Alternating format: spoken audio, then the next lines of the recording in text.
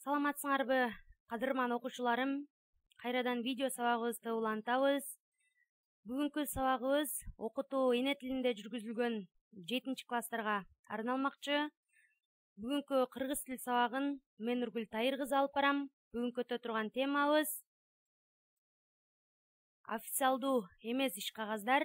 Биз темага сүңгүп кирерден алдын кеп жана стиль деген терминге бир аз басым жасап кетсек, кеп бул ооз-эки жана жазуу түрүндө ишке аша турган конкреттүү текст, башкача айтканда тилдин тикеден тике текст аркылуу берилиши, жүзөгө ашырылышы, кеп тилдин жаралып калыптанышы шарттайт жана өзү ошол тил аркылуу жашайт. Стиль болсо бул байыркы замандарда жана орто кылымдарда колдонулган уштуу сөөктөн жана металлдан жасалган жазуу аспабын түшүндүргөн. Гректер таякча дешкен. Ошол маани кеңейип отуруп тил илиминде өзүнчө бир тармакты туюндуруп калган. Стиль жазууга же кандайдыр бир чыгармага тиешелүү болгон тилдик каражаттардын колдонуу ыкмасы. Ал эми стилистика болсо тил илиминин стилин изилдөөчү тармак. Демек, стиль бул ыкма дегенди түшүндүрөт. Кийинүүнүн, тамактануунун, мугалимге мамиле куруунун же достор менен кандай мамиледе болуунун ар кандай стилдери бар. Биз бүгүн жалпыбызга тиешелүү болгон кийинүү стили жөнүндө учкай кеп кылып кетсек. Мисалы, баарыңар көңүлүңөрдү төмөнкү сүрөттөгө бургула. Бул сүрөттө кыздын бир түстө кийгендиги өзүнө аябай жарашыктуу болуп турат. Ал эми колунда кармаган сумкасы менен анын кийген бут кийиминин түсү түспөлдөш болгондугу ушул көйнөктү кийгенден кийин дагы да кызга көрк берип турат. Демек, бул стилдүү кийинген десек жарашат. Ал эми бул жигитке көңүл бура турган болсок, анын таккан бабочкасы менен костюмунун чыканагына салынган жамагы, топчулары, же болбосо чөнтөгүндөгү бул сызыкчанын түшүрүлгөндүгү же шымынын түсү бири-бирине окшош болуп турат. Бири-бирине түспөлдөш болгондугу бул жигиттин стилдүү кийингендигинен же болбосо абдан жарашыктуу кийингендигин көрүп турабыз. Демек, кийинүүнүн дагы өзүнчө стилин бул сүрөт аркылуу бир аз да болсо билип алдык.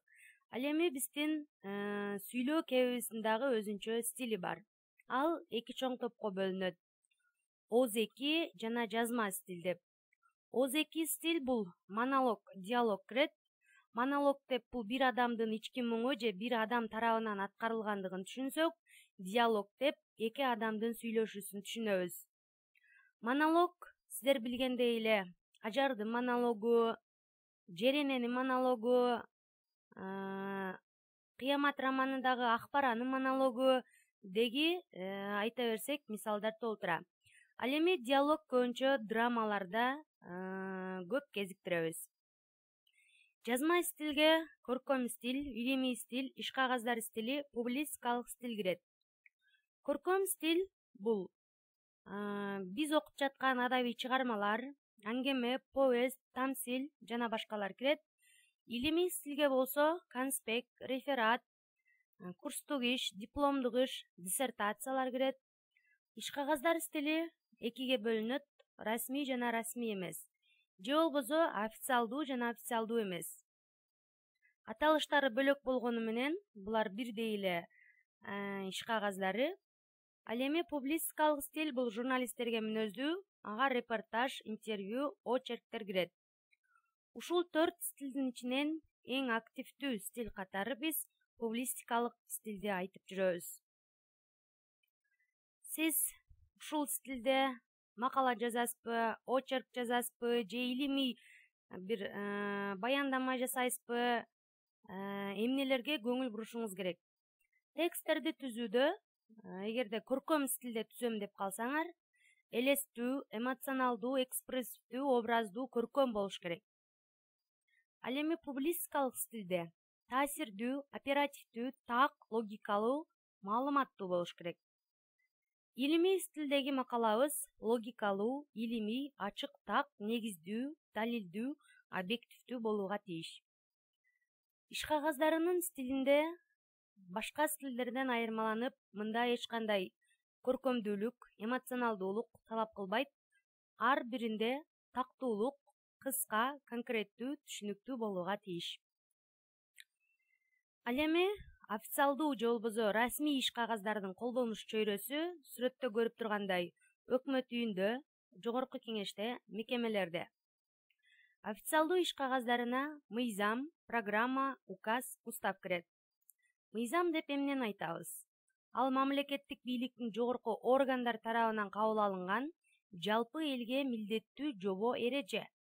Программа алдыда аткарыла турчу иштин болжолдуу планы, бир иш аракетти уюштуруу тартиби планы, окуу жайларындагы окуу предметтеринин кыскача мазмуну. Указ мамлекеттик бийликтин жогорку органдары же президент тарабынан бекитилип, мыйзам күчүнө ээ болгон токтом. Устав болсо кандайдыр бир мекеменин түзүлүшүнүн же иш аракетин жөнгө салуучу эрежелердин, жоболордун жыйындысы. Ал эми биз болсо бүгүнкү өтө турган негиздүү официалдуу эмес иш кагаздары жөнүндө сүйлөшөбүз. Официалдуу эмес иш кагаздарына силер көрүп тургандай арыз, мүнөздөмө, түшүнүк кат, аннотация, өмүр баян, кулактандыруу, ишеним кат, чакыруу билети, отчет, рапорт, иш план, справка, тил кат, адрес, телеграмма кирет. Алардын колдонуш чөйрөсү күндөлүк турмушта мекемелер менен адамдардын ортосунда. Биз арыз деп эмнени айтабыз? Арыз бир нерсени сурануу, өтүнүү максатында жазылган билдирме. Мисалы, ишке киргенде же болбосо сиз башка мектепке которулуп жатканда жана башка ушул сыяктуу. Ишеним кат бир адамдын башка бир адамга кандайдыр жумушту же буюмду ишенип ыйгаруусу, биринчи адамдын колу коюлмайын ишеним кат жараксыз болуп эсептелет. Мүнөздөмө болсо студенттерге же жумуштарга жетекчилик жактан берилген, алардын оң жана терс сапаттарын мүнөздөгөн жазуу түрүндөгү маалымат. Ал эми окуучулардын турмушунда окуучулар класстан класска көчкөндө дагы жекече мүнөздөмө класс жетекчи тарабынан жазылат. Өмүр баян болсо бир адамдын жашоосу жөнүндө толук маалымат. Биз кыргыз адабиятынан мемуардык дейбиз, же болбосо автобиографиялык, ушул өзүнүн өмүр баянын чагылдырган бир топ акын жазуучулардын чыгармаларын билебиз. Тил кат бир адамдын башка бир адамдан бир нерсе же акча алгандыгы тууралуу күбөлүк. Справка болсо адамдын жашаган, окуган, иштеген жери, алган айлык жумуш акысы жөнүндө жазылган тиркеме. Келишим болсо сүрөттө көрүп турганыңардай, бул биринчи тараптын кандайдыр бир жумушту экинчи тарапка аткарып берүүсүнө жана экинчи тараптан ошол тарапка аткарылган жумуш үчүн биринчи тарапка макулдугун жазуу түрүндө түшүрүлгөндү. Чакыруу болсо бир адамдын башка бир адамды мааракеге, тойго, чогулушка жана башка нерселерге чакыруусу. Күбөлүк кат адамдардын бир жерде окугандыгын, иштегендигин, жашагандыгын далилдөөчү документ. Мисалы, паспорт, айдоочунун күбөлүгү, студенттик билет сыяктуу документтер күбөлүк кат болуп эсептелет. Кулактандыруу же жарыя. Келечекте боло турчу бир иш тууралуу газетага, журналга же маалымат бурчтарына алдын ала берилүүчү кабар. Мисалы, биз баарыбыз эле арыз жазганды билебиз. Ошентсе дагы арыздын төмөндөгүдөй үлгүсүн сунуштайм. Биринчи арыз жазууда кимге кайрылып жатабыз? Ошол мекемени жана ошол мекеменин жетекчисинин аты кетет. Андан соң арыздануучу адамдын аты, анан жолдун ортосуна иш кагаздын аталышы, анан текст, дата, колу, анан арыз жазган адамдын толук аты жөнү жазылат. Мисалы, Ош шаарындагы Курманжан Датка лицейинин мүдүрү Тешебаев Автандилге ушул лицейдин окуучусу Төлөнбай кызы Бурулайдан арыз.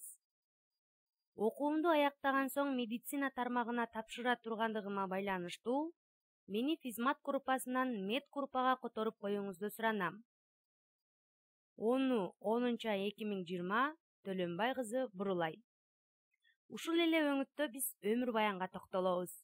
Өмүр баян бул 5 реквизиттен турат. Биринчи, документтин же болбосо иш кагаздын аталышы жолдун ортосуна.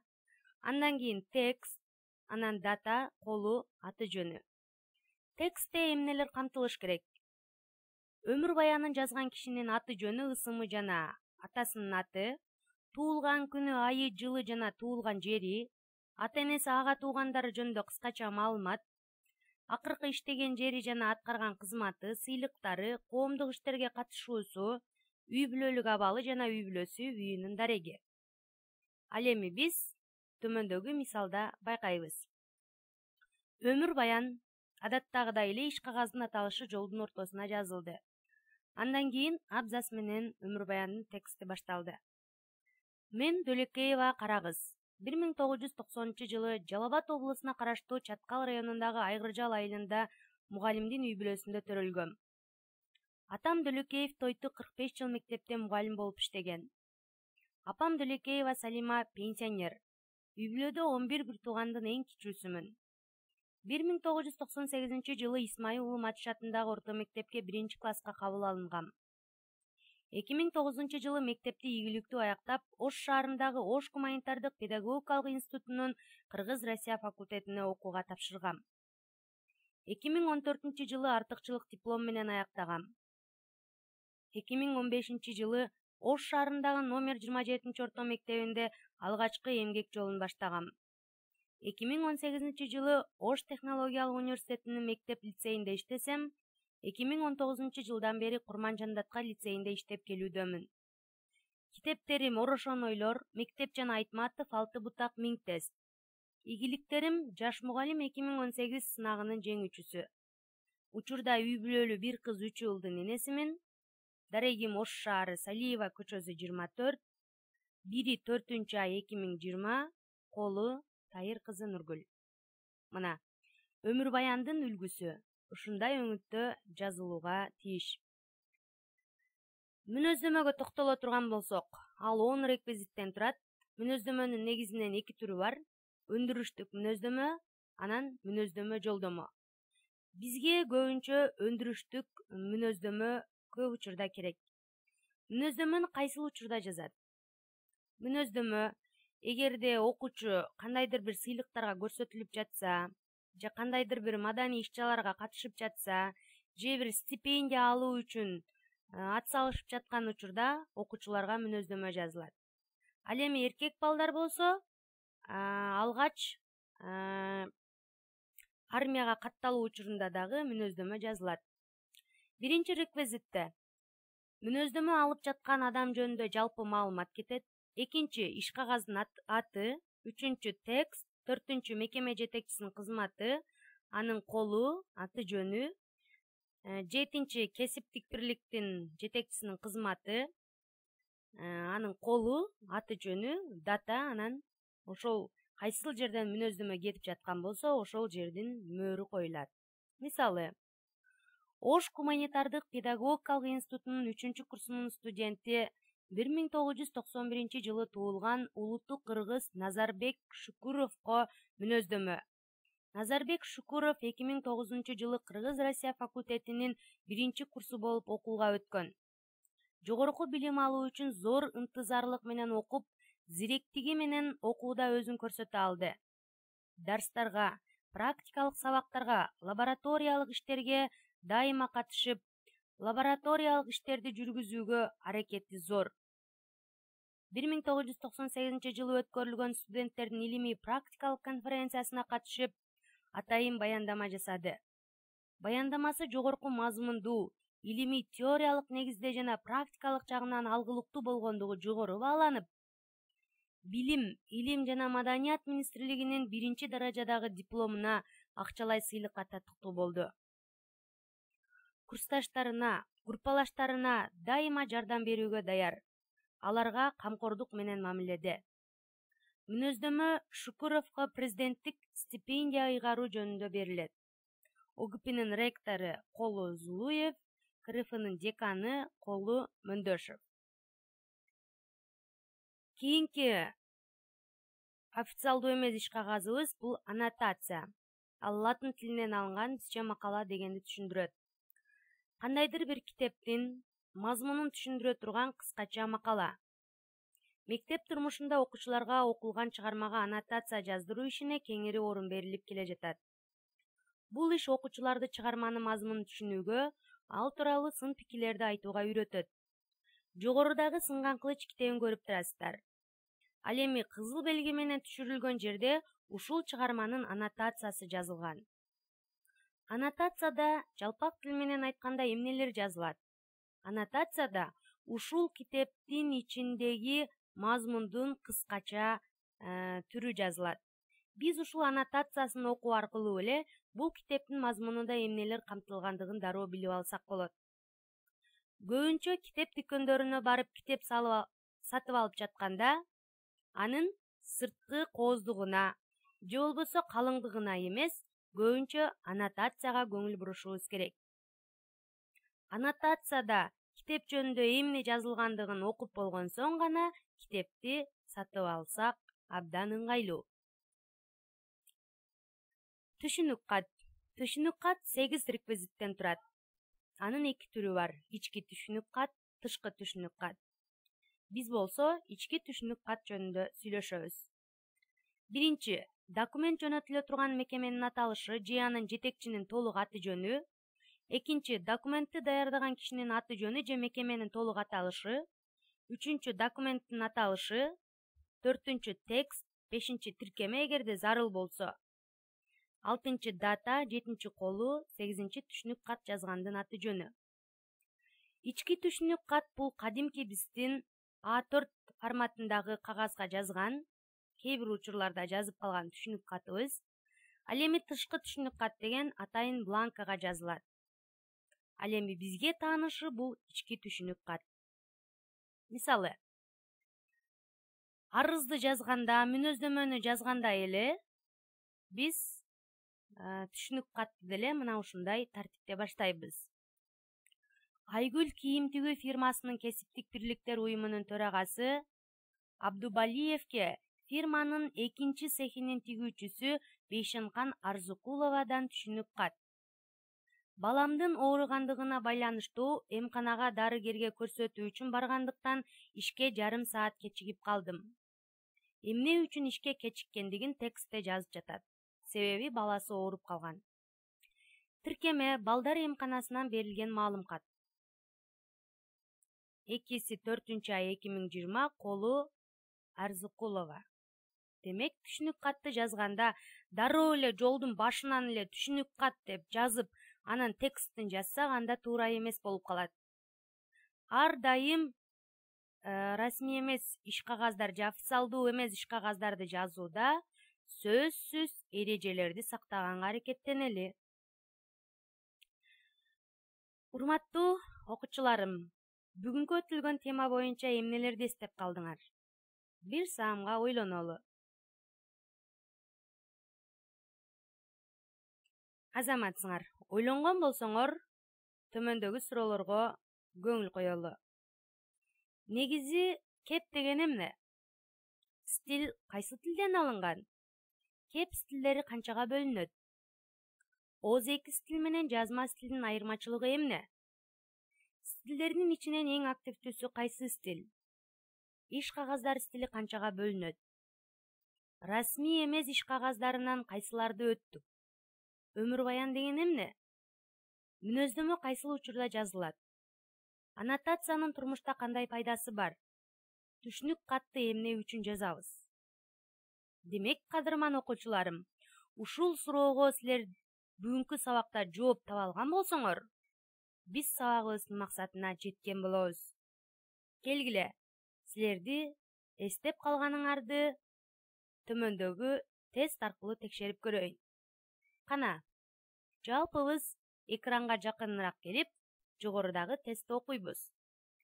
Көркөм адабий, публистикалык чыгармага, ыр жыйнактарына же илимий эмгектерге кыскача, так, конкреттүү мүнөздөмө берүү эмне деп аталат? Сын пикир, аннотация, макала, баяндама.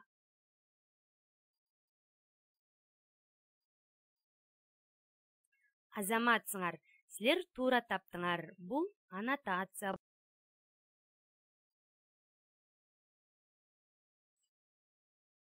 Кептин стилин аныкта. Эгерде аарылар бал челектин чоң көзөнөктөрүн ачык калтырышса, анда кыш жылуу болот. Кичине көзөнөктөрүн ачык калтырышпаса, кыш аяздуу болот. А. Публицистикалык стиль. Б. Көркөм стиль. В. Илимий стиль. Г. Озеки кептин стили.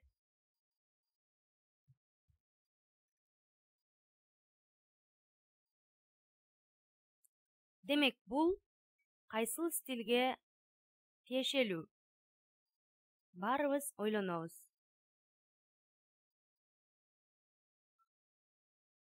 Азаматсыңар, силер туура таптыңар, бул озеки кептин стили. Расмий иш кагаздары ким тарабынан жазылат? А варианты. Мектеп директору, илимий кызматкерлер. Б варианты. Президент жана өкмөт мекеме жетекчилери. В варианты. Мекеме менен адамдардын ортосунда жазылат. Г варианты. Ишкерлер тарабынан. Баарыбыз бир саамга ойлонобуз. Силер дагы туура таптыңар болуш керек. Албетте, президент жана өкмөт мекеме жетекчилери. Урматтуу окуучуларым, сүрөттөрдү көрөрү менен кайсы иш кагаздары эсиңерге түштү? Мисалы, бул сүрөттү биринчи сүрөттү көргөндө кайсы иш кагазы эсиңерге түштү? Туура. Силер туура ойлондуңар. Келишим. Анткени эки мамлекеттин башчылары кандайдыр бир ишке келишим түзүп жатканы болушу ыктымал. Ал эми бул айдоочу күбөлүгүн көрөрү менен кайсы иш кагазы эсиңерге түштү? Туура, күбөлүк кат. Ал эми бул жерде тойдун элесин билдирген сүрөт турат. Бул учурда кайсы иш кагаз керектелет? Туура, чакыруу баракчасы. Ал эми бул китепти көрөрү менен кайсы иш кагазы эсиңерге түштү? Туура, аннотация. Демек, жогорудагы аңгеме, очерк, баяндама, өмүр баянды окууңар менен кайсы стилге кирет деп ойлонуп калдыңар? Аңгеме кайсы стилге кирет? Туура, көркөм стилге. Очерк публицистикалык стилге, баяндама илимий стилге, өмүр баян иш кагаздар стилине, анын ичинен официалдуу эмес иш кагаздарынын түрүнө кирет. Жонума кат жөнөтсөңүздөр болот, сөзсүз жооп калтырам. Ал эми соц тармактардан YouTube же Facebooktан Нургүл Тайыр кызы деп издеп, подписация болууну унутпаңыздар.